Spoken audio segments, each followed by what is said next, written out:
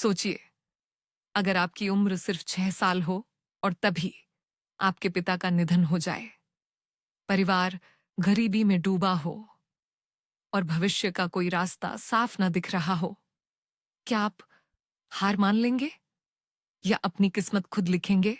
यह कहानी है मोहन सिंह ओबेरॉय की, एक ऐसे व्यक्ति की जिसने अंधकार को रोशनी में बदला और जिसने अपनी संघर्षमयी जिंदगी से भारत का सबसे प्रतिष्ठित होटल साम्राज्य खड़ा कर दिया। लेकिन यह कहानी सिर्फ होटल्स की नहीं है। ये कहानी है हिम्मत, आत्मबल और आत्मचिंतन की। और इस वीडियो के अंत तक आप सिर्फ ओबेरॉय जी की यात्रा नहीं सुनेंगे, बल्कि अपने जीवन के बारे में भी गहराई से सोचने लगेंगे कि समय कहाँ जा रहा है और प्राथमिकताएं क्या होनी चाहिए। 1898 पंजाब के एक छोटे से गांव भौन में मोहन सिंह का जन्म हुआ। लेकिन 6 साल की उम्र में ही पिता का निधन हो गया। प्लेग नाम की महामारी ने उनका सहारा छीन लिया। सोचिए, उस बच्चे के मन में कैसी दहशत होगी। भविष्य का डर, भूख का डर और अकेलेपन का डर। गरीबी जैसे उनसे कह रही हो, तुम्हें बड़े सपने देखने का हक नहीं। लेकिन यहीं से पहला सबक मिलता है। जब दुनिया आपके सहारे छीन लेती है, तभी भीतर की ताकत जगाने का मौका देती है।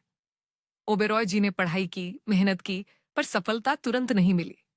कभी क्लर्क की नौकरी, कभी छोटी मोटी कोशिशें, सब जगह निराशा। जरा कल्पना कीजिए, एक युवा डेस्क पर बैठा, हाथ में कलम है लेकिन मन बेचैन है। क्या आपको भी कभी ऐसा लगता है कि मैं जिस जगह हूं, ये मेरी मंजिल नहीं है? यही बेचैनी ओबेरॉय जी में भी थी और उन्होंने उस आवाज को दबाया नहीं, बल्कि सुना। और ये आवाज उन्हें ले गई शिमला, जहां किस्मत उनका इंतजार कर रही थी। शिमला का सीसिल होटल, यही वो जगह थी जहां उन्होंने होटल की दुनिया में पहला कदम रखा। क्या आप जानते हैं उनकी शुरुआती तनख्वाह कितनी थी? सिर्फ 50 रुपए महीने। आज ओबेरॉय नाम सुनते ही हमें भव्यता, विलासिता और अंतरराष्ट्रीय स्तर की पहचान याद आती है। लेकिन यह सब शुरू हुआ था 50 रुपए की एक मामूली नौकरी से। फर्क बस इतना था कि वो नौकरी को काम नहीं मानते थे। वो पढ़ रहे थे लोगों को, उनकी मुस्कान, उनकी शिकायतें, उनकी जरूरतें, मानो वो गुपचुप जीवन की परीक्षा की तैयारी कर रहे हों। और यही है असली रहस्य। मौके अक्सर साधारण कामों में छिपे होते हैं। जो देख लेता है वही आगे निकलता है। लेकिन जब सब ठीक होने लगा, तब किस्मत ने फिर खेल खेला। शिमला में प्लेग फैला, लोग डर गए, अंग्रेज मैनेजर भाग गया, मेहमानों ने होटल छोड़ दिया, कारोबार गिरने लगा। अब जरा सोचिए, अगर आप उस जगह होते तो क्या करते? भाग जाते या टिके रहते? यहीं पर कहानी मोड़ लेती है। मोहन सिंह ओबेरॉय ने भागने के बजाय डटे रहने का फैसला किया। उन्होंने अपनी जान की परवाह के बिना होटल संभाला, बचे हुए मेहमानों का ध्यान रखा, उन्हें सुरक्षित महसूस कराया। और यही साहस उनकी जिंदगी का टर्निंग पॉइंट बना। जल्द ही उन्हें होटल लीज पर लेने का मौका मिला और फिर धीरे धीरे मालिक भी बन गए। यहां से बड़ा सबक निकलता है। डर ज्यादातर लोगों को भगा देता है, लेकिन कुछ लोगों के लिए वही डर किस्मत बदल देता है। एक होटल से शुरुआत हुई और धीरे धीरे ओबेरॉय ग्रुप ऑफ होटल्स खड़ा हुआ। लेकिन उनका विजन सिर्फ आलीशान इमारतें नहीं था, उनकी सोच थी, मेहमान को ऐसा अनुभव दो कि वो घर जैसा अपनापन महसूस करे। आज भी जब आप ओबेरॉय होटल में जाते हैं, तो सिर्फ झूमर और मार्बल की चमक नहीं दिखती, बल्कि एक आत्मीयता, एक शांति का अनुभव होता है। तो जरा खुद से पूछिए, आप अपने काम को कैसे देखते हैं? सिर्फ नौकरी या उसमें आत्मा भी डालते हैं? अब आप सोच रहे होंगे, भाई ये सब तो आसान है जब आपके पास होटल हो, लेकिन मैं तो स्कूटर तक ईएमआई पर लेता हूं। सही कहा, लेकिन याद रखिए, ओबेरॉय जी ने भी होटल से नहीं, बल्कि 50 रुपए और ढेर सारी परेशानियों से शुरुआत की थी। अगर वो कर सकते हैं, तो आप क्यों नहीं? ओबेरॉय जी की कहानी हमें सबसे बड़ा सच सिखाती है, समय ही असली पूंजी है।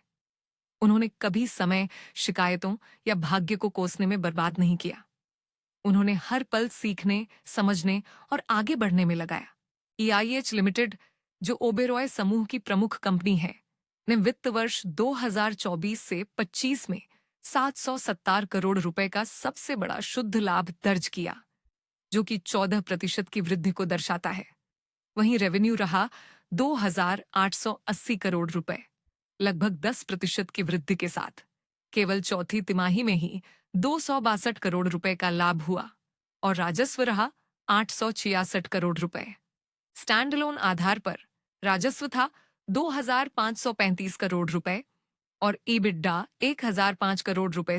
ये परिणाम बताते हैं कि आज ओबेरॉय समूह ने न केवल वित्तीय दृष्टि से बल्कि सेवा और संचालन में भी अपनी विशेषज्ञता से एक आदर्श स्थिति बना ली है। समूह ने फाइनेंशियल ईयर 29 तक 21 नई सुविधाएं जोड़ने का लक्ष्य रखा है, जिसमें 19 होटल, 2 लग्जरी बोट और एक नील क्रूजर शामिल है। इनमें से 8 संपत्तियां होंगी और बाकी 13 मैनेजमेंट आधारित। ये फैली होंगी 12 भारतीय और 9 अंतर्राष्ट्रीय लोकेशंस में, जैसे London, Egypt, Bhutan, Nepal, Saudi Arabia. इस विस्तार से लगभग 1,350 से लेकर 1,473 कमरे मिलेंगे, जिनमें अधिकतर ओबेरॉय ब्रांड और कुछ ट्राइडेंट ब्रांड में होंगे।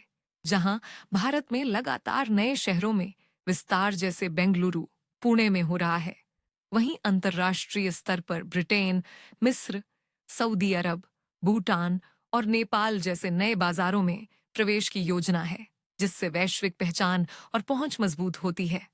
समूह का डीएनए आज भी वही है जो मोहन सिंह ओबेरॉय ने स्थापित किया। हर अतिथि में आत्मीयता और सूक्ष्मता से जुड़ना। उनकी विरासत आज भी व्यवसायी नेताओं को शिक्षा देती है। मूल आत्मा और गुणवत्ता से समझौता न करें, चाहे व्यवसाय कितनी भी बढ़ जाए। ट्रैवल पज लेजर के हॉल ऑफ फेम में शामिल होकर समूह ने वैश्विक लग्जरी हॉस्पिटैलिटी में अपनी अमिट पहचान बनाई है। इस तरह की मान्यता दिखाती है कि उनकी सेवा और प्रतिष्ठा सिर्फ वित्तीय सफलता पर आधारित नहीं, बल्कि अतिथि अनुभव और स्थिरता पर आधारित है। अब आते हैं आज की कहानी पर, जहां उस छोटे से 50 रुपए वाले क्लर्क ने नहीं सिर्फ एक होटल बनाया, बल्कि एक ऐसा ब्रांड खड़ा किया जो आज वित्तीय रिकॉर्ड तोड़ रहा है। सोचिए, वित्त वर्ष 2025 में उन्होंने 770 करोड़ रुपए का लाभ कमाया, राजस्व पहुंचा 2,880 करोड़ रुपए। ये सिर्फ नंबर नहीं, वो संभव है जब आप सेवा को परिभाषित ही अलग तरह से करते हो। और यह सफलता, ये वित्तीय मजबूती उसी दर्शन की पुष्टि है जिसे मोहन सिंह ओबेरॉय जी ने जीवन भर निभाया। अब वह कहानी कहां से कहां पहुंच गई है। अब भारत ही नहीं, सऊदी अरब से लेकर लंदन तक, भूटान से इजिप्ट तक नए होटल और लग्जरी नावों का विस्तार हो रहा है। यानी एक छोटे किसान के बेटे ने जो सेवा का दर्शन रखा था, आज वह दर्शन देश विदेश में एक पहचान बन चुका है। जरा सोचिए, आपका समय कहाँ जा रहा है? अनंत स्क्रॉलिंग में, शिकायतों में, या किसी और का सपना पूरा करने में? अगर ओबेरॉय जी ने अपना समय ऐसे बर्बाद किया होता तो आज उनका नाम कोई न जानता। 2002 में जब उनका निधन हुआ, उन्होंने सिर्फ होटल्स नहीं छोड़े, उन्होंने एक दर्शन छोड़ा। जीवन इस बारे में नहीं है कि आपने क्या खोया, बल्कि इस बारे में है कि आपने खोने के बाद क्या रचा। यही कारण है कि उनकी कहानी हमें आज भी झकझोरती है। ये केवल एक बिजनेसमैन की कहानी नहीं, बल्कि एक साधक की यात्रा है जिसने दुह को उद्देश्य में बदला। तो अब मैं आपसे वही सवाल पूछता हूं, जब जीवन आपको अंधेरे में धकेलेगा, क्या आप टूट जाएंगे या मोहन सिंह ओबेरॉय की तरह उठ खड़े होंगे? और अगर आपके मन में यह सवाल है कि मैं अपनी वापसी कैसे शुरू करूं, तो इसका जवाब अगले वीडियो में है। वहां मैं आपको बताऊंगा 1 रुपये से 100 करोड़, एक अनसुनी सच्चाई। स्क्रीन पर दिए गए आई बटन पर क्लिक कीजिए, क्योंकि वह कहानी सीधे इस सीख से जुड़ती है और यकीन मानिए, वो आपकी सोच को हमेशा के लिए बदल देगी। अगर आज की कहानी और टिप्स ने आपकी सोच बदल दी है, तो लाइक कीजिए, शेयर कीजिए और सब्सक्राइब करना मत भूलिए, ताकि अगली बार जब हम मिलें तो आपके बैंक अकाउंट में सिर्फ 0 ना हो, बल्कि कुछ एक्स्ट्रा 0 भी हो।